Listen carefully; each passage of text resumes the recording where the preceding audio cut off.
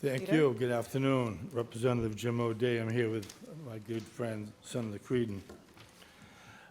Thank you very much, Chair Eldridge, Chair Day, who is unavailable here this afternoon, and certainly Chairwoman Barber. You're doing a wonderful job. Thank you. Thank you for allowing me to testify today in House 1710, an act to promote public safety and better outcomes for young adults.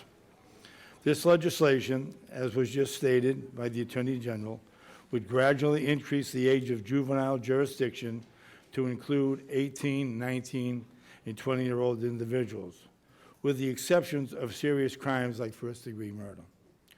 Currently, young men and women ages 18 to 20 have the highest recidivism rate of any age group in the adult correction system.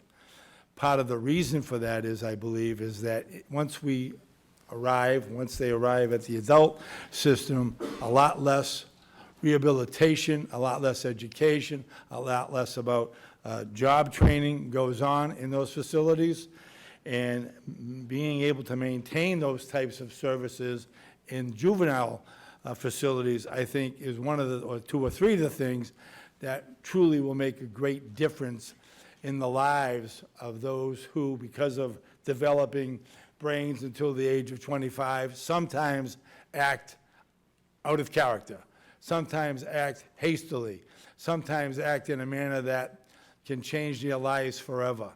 And so as a result of that, we hope that lowering or raising this age to between 18 and 20 will help prevent those issues from reoccurring in our youth that wind up in the system. What's more, in 2013, Massachusetts ended the practice of automatically prosecuting 17-year-olds as adults. And I think, again, the Attorney General pointed out that a number of statistics, negative statistics, have changed for the better since that occurred. So I think we have good standing and good precedent to argue that changing the age now from 17 to 18, 19, and 20 is in the right direction. By undertaking the common sense reform to the justice system, our state has the potential to account for the developmental needs of emerging adults while simultaneously achieving the goals of accountability, racial equity, and rehabilitation. For these reasons, I respectfully request that the committee issue a favorable report for this legislation, as they have done in the past two sessions, and I thank you for your strong consideration. Thank you. Chair Eldridge and Chair Barber, appreciate your work on this issue and many other juvenile justice issues before the committee. Thanks to members of the committee as well. And to my good friend, Leader O'Day, who's been championing this issue for a long time. It's an honor to join him now as the Senate sponsor and to join Rep. Cruz as well. I understand we have 125 people signed up, so I will be brief and try not to reiterate too much of what has already been said by Leader O'Day and the Attorney General. As Leader O'Day had said, this bill is pretty straightforward. It's raising the age from criminal majority from 18 to 21, meaning that up until an individual's 21st birthday, they would be placed in the juvenile justice system rather than the adult criminal justice system. There's simply no solid scientific basis to draw a bright line for adulthood at age 18. Later in this hearing, the committee will receive substantial testimony outlining the research showing that peak criminal offending happens between the ages of 18 and 21. With the proper supports, this age group tends to desist their criminal activity. Becoming part of the adult system not only interrupts that natural pattern of desistance, but causes permanent harm to the development of our late adolescents. These collateral consequences include a permanent record leading to denial of housing, denial of jobs, interruption or end to their education, and mental and emotional trauma for navigating the adult facilities. Young people of color, especially young men of color, bear the biggest burden of these collateral offenses. 70% of young adults incarcerated in the state prisons and 57% of the young adults in county jails are people of color. According to the Sentencing Project, nationally, Massachusetts has the 10th highest rate for black-white disparity in youth incarceration and the highest Latinx white disparity in youth incarceration. Those who are in DCF custody and foster care are also overrepresented in the system. While only 0.6% of Massachusetts youth are in DCF, about 50% of DCF involved youth are also court involved. Many other countries have already put evidence-based practices into play, acknowledging that punishment is not shown to rehabilitate individuals in this age group.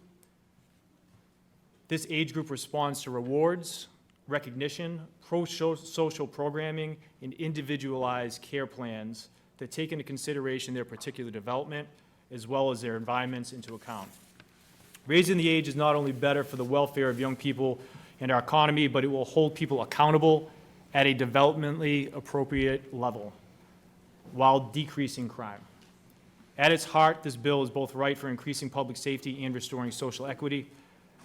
This legislation is supported by many organizations that you will hear more from later today.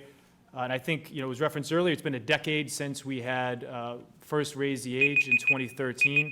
I understand the legislature is a very deliberative body and one that takes scientific evidence as well as statistics and data into consideration when considering any policy. In this case, with Raise the Age bill, this is an evidence-based policy that we firmly believe will lead to better outcomes for our youth and for safer communities for everyone. Thank you, and I hope the bill is again reported favorably. Thank you. And I believe we're joined by Representative Cruz virtually. Good afternoon, Chair Barber, Chair Eldridge, distinguished members of the Joint Committee on the Judiciary. Thank you so much for the opportunity to be able to speak today. I'm honored to be working with my dear friends and colleagues, Leader O'Day and Senator Crighton, in support of legislation that we filed, H 170 and S 942. As you've heard today, this bill is truly represents a significant step towards our pursuit of justice, equity, and the well-being of our young adults. And as someone who is Afro-Latino, who has mentored, coached, and served as a support system for many at-risk youth, myself having been one, I've seen the profound difference that the right interventions can make in the lives of our young people. And as I think about the opportunity to raise the age from to 18, 19, 20-year-olds over this 5-year phase-in period in our juvenile justice system, it's not only the right course of action, but it's a critical one as we think about the future of our Commonwealth and our values. And I think my colleagues here summarized many of the key provisions, but I think as we think about the principles here and the evidence that you've heard, it's very clear. This legislation will reduce crime. It will ensure that these young adults that are between the ages of 18 and 20 that are highly amenable to rehabilitation will receive the best care that is available to them through the juvenile justice system, where they're entitled and required to participate in furthering their education, in restorative justice programs, and to engage in rehabilitation. And as such, the opportunity to lower recidivism increases greatly. All the research is very aligned in this area, whether we examine international models or data that comes from the CDC. It's very clear that when juveniles have the opportunity to be in the juvenile justice system compared to the adult system, that we see lower recidivism is one of the shining outcomes that is produced here in our Commonwealth and abroad. And moreover, as we think about this particular group and as they're transitioning from essentially youth to adults, their environments really do matter. When we place youth into adult jails and prisons, it exacerbates offending behaviors rather than deters it. And as we think about the resources that are currently being spent with this particular age group, we know that the outcomes are inequitable and that these young adults who spend more time in the House of Corrections end up on a thread and an arc that leads to higher recidivism and an inability to reintegrate themselves into society.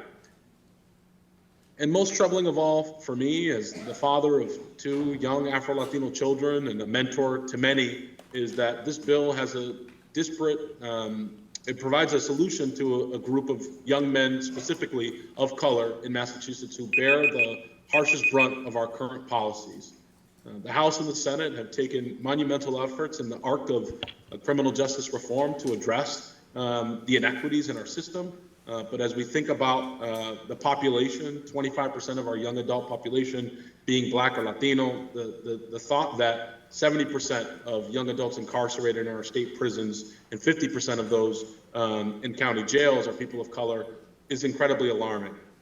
So this particular legislation gives us a path forward to really tap into all the assets that we've built up in our Commonwealth, a national model for our DYS system, and to ensure that we're putting these young people in a position to benefit from criminal justice reform. In conclusion, I urge you, the members of the Joint Committee on the Judiciary, to please consider making our Commonwealth one step closer to a more fair and equitable criminal justice reform by making this critical investment in the future of our youth, by raising the age of criminal majority and favorably reporting out this legislation. I thank you for your time and for your consideration.